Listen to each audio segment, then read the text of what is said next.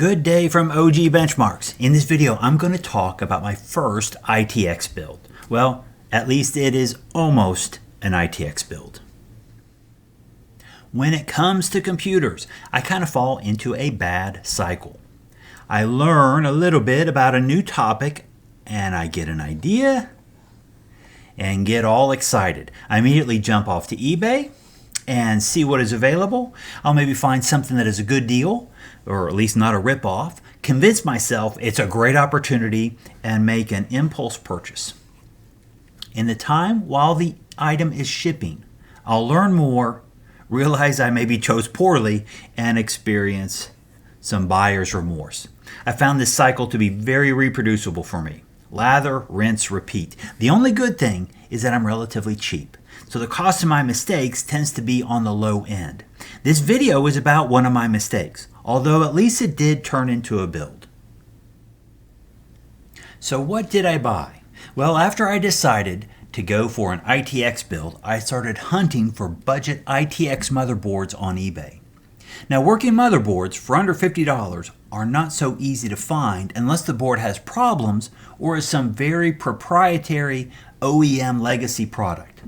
This little motherboard came up and I picked it up for $39.99, a little over $40 with tax and shipping.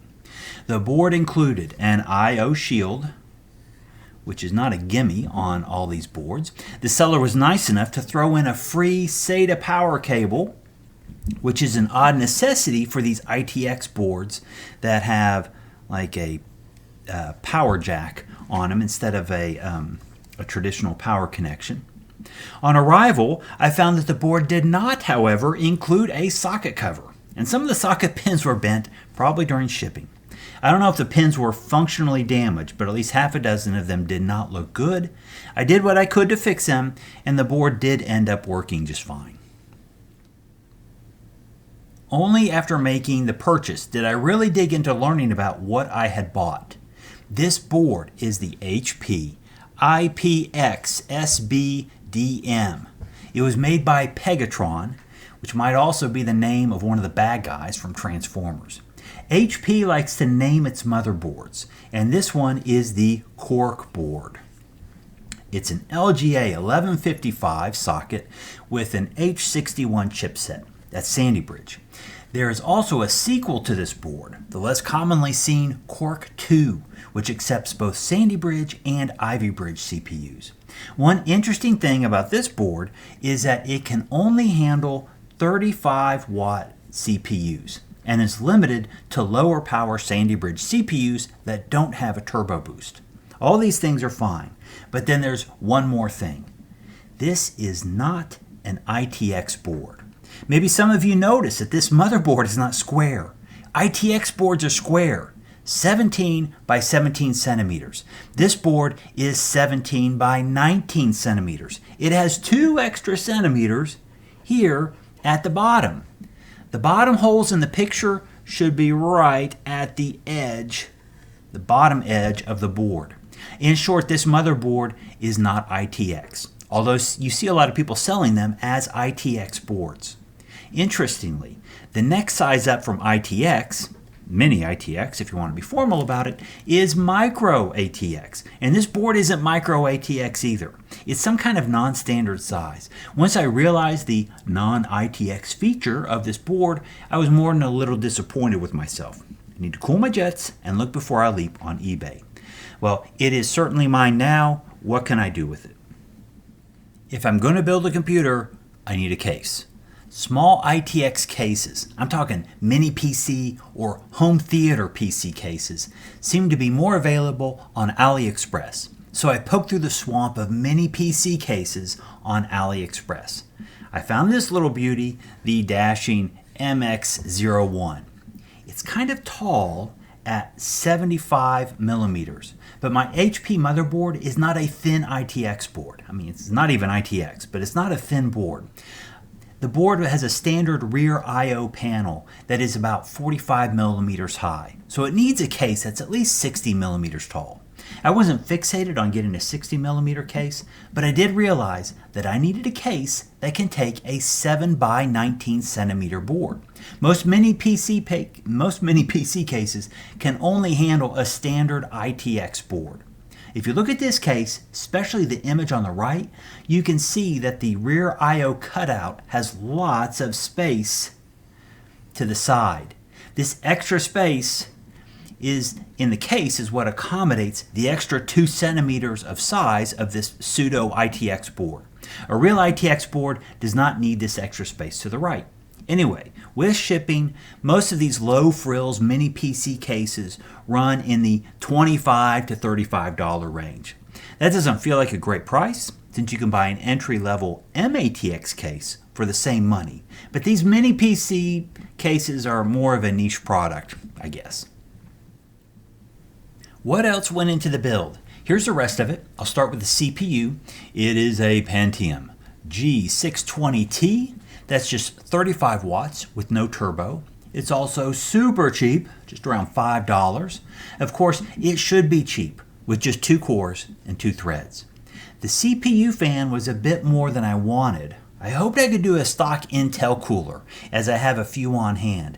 This motherboard, however, has a fixed base plate that requires a screw mount cooler.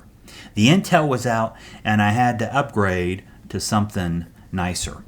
I also included a case fan. It probably does 0 cooling, but if you don't have a case fan, or at least something plugged into the case fan header, the motherboard throws an annoying fan not detected error. I've seen people online say you can turn off this warning in the BIOS, but I can't find that option on this particular motherboard. The RAM selection, just 4 gigs, is fine for my needs. Then I added some storage and a DC adapter.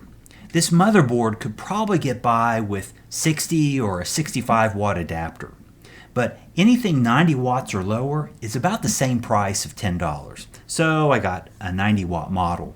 That gives a grand total, including shipping and taxes, of $152.54. That's not too bad for just messing around, but it's not a negligible amount of money. When playing around with this old hardware, the prices are always higher than I expect. I think old hardware should be essentially free. Sure, maybe the CPU and RAM are indeed very cheap, but a working motherboard is only going so low in price. A new case also adds a chunk to the total.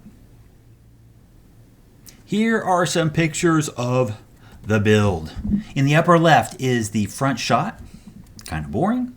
The bottom left is the back. This actually highlights my favorite part of the build, the I/O shield. The I/O shield for this motherboard is really heavy and really thick. There may be more metal in the I/O shield than my car, which is an older Toyota Corolla. The shield also has a really nice satin finish. In the middle is a shot with the side panel removed. The SSD bracket kind of hides everything. The image on the far right has the SSD pulled out.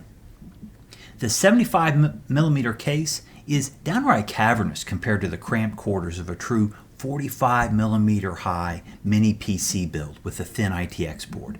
You might notice in the picture on the far right, there is just one stick of RAM in the computer. I'll talk about that later. You can't do a build without some benchmarks. So I installed Windows 10 on this computer. Let's walk through these numbers. First, at idle, this computer ran at 8 degrees over ambient with a power draw from the wall of 16 watts. Those values give some baseline numbers. With Cinebench R23, this system gave a score of 409 for the single core benchmark. The temperature rise over ambient was plus 30 degrees with a power draw of 27 watts at the wall. The multi-core score was 776 with a 39 degree rise over ambient and a power draw of 33 watts. Okay, in heaven, on medium resolution, the iGPU gave a score of 74, terrible as you might expect, with power from the wall of 33 watts. I don't have a temperature for the heaven benchmark. Finally, I wanted to do some kind of gaming benchmark. I use Roblox. Maybe weak, but still a challenge for this CPU. The game was Lumber Tycoon 2, LT2, a true Roblox classic. For the benchmark, I drove in-game in a car from the bridge to the volcano and took some readings along the way with MSI Afterburner. That gave about 33 FPS on average. The temperature was 39 degrees over ambient, and power from the wall was 38 watts. And Afterburner reported the CPU power as 20 watts. So in all these tests, the CPU never got above 63 C, factoring in the ambient temperature. But of course, the power levels are super low. Performance is about what you'd expect, not great, from a 2-core, 2-thread Sandy Bridge CPU. Okay, so one thing I always personally wonder about is system power. And here's my best guess as a rough estimate of the total power load of the various system components. These numbers are for the system playing Lumber Tycoon 2 in Roblox. Afterburner listed a CPU power at about 20 watts. Let's assume that's accurate. The H1 chipset should add about 6 watts, according to Wikipedia.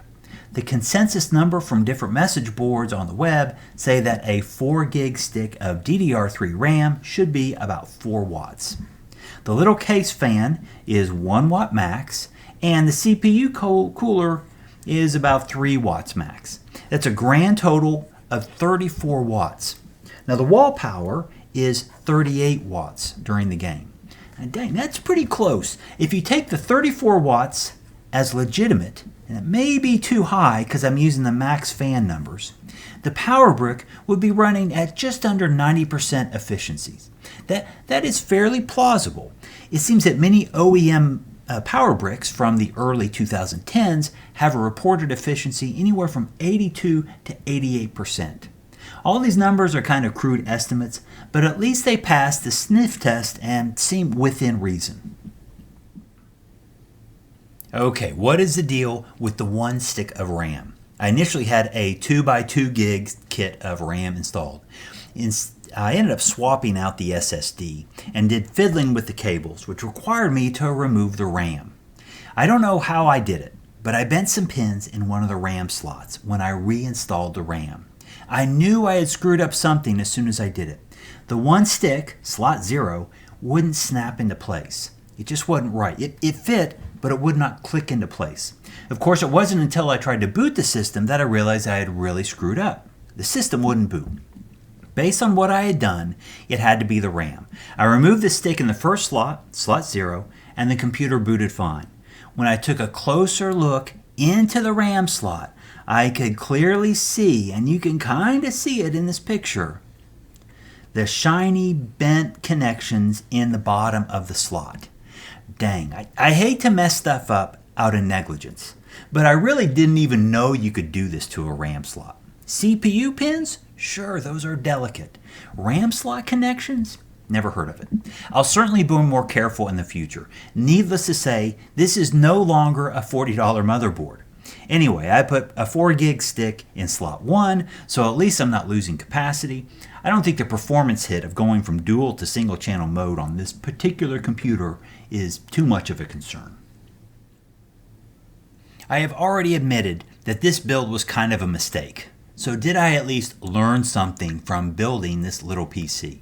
Of course I did. First, check your motherboard size. There are some weird sizes out there, and not everything fits neatly into an ATX, MATX, or ITX format. Weird sizes are especially likely when buying an OEM part, like this HP motherboard.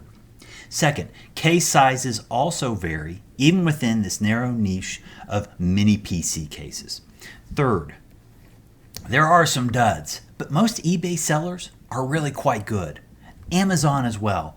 I ordered the case through AliExpress, and that is quite a different experience. Of course, there's a language difference, there's a hassle of customs, and there's also a much greater distance to cover. Be patient. Fourth, entering the BIOS of an old motherboard is not much better than using a DOS program. The modern BIOS has come a long way. Fifth, Sandy Bridge CPUs, Even the weak ones run Windows 10 just fine. Productivity computers require surprisingly little power. I'm not talking wattage. I'm talking you don't need a lot of CPU, RAM, or storage. Now, if you only watch tech YouTubers who want high FPS for games, and I confess, I likely watch the same ones you do, you might think a computer from 2012 can barely turn on. These older computers, however, work just fine, surfing the web and running common applications. They aren't gamers, but every computer doesn't need to game. Finally, maybe my biggest lesson was to be more careful with the RAM. I actually consider myself to be a careful person, but clearly I did something very wrong installing that RAM on this board. I smashed those pins and I didn't suspect the thing until it was way too late. What's worse, I don't think this kind of damage can be fixed, at least not based on the age and misfit nature of the board. It's just not worth the effort. Sorry, motherboard. I hope you found this video enjoyable, even entertaining and informative. I'm still learning the world of ITX builds, and I appreciate your listening this long. Please consider subscribing, liking, or leaving a comment. Take care.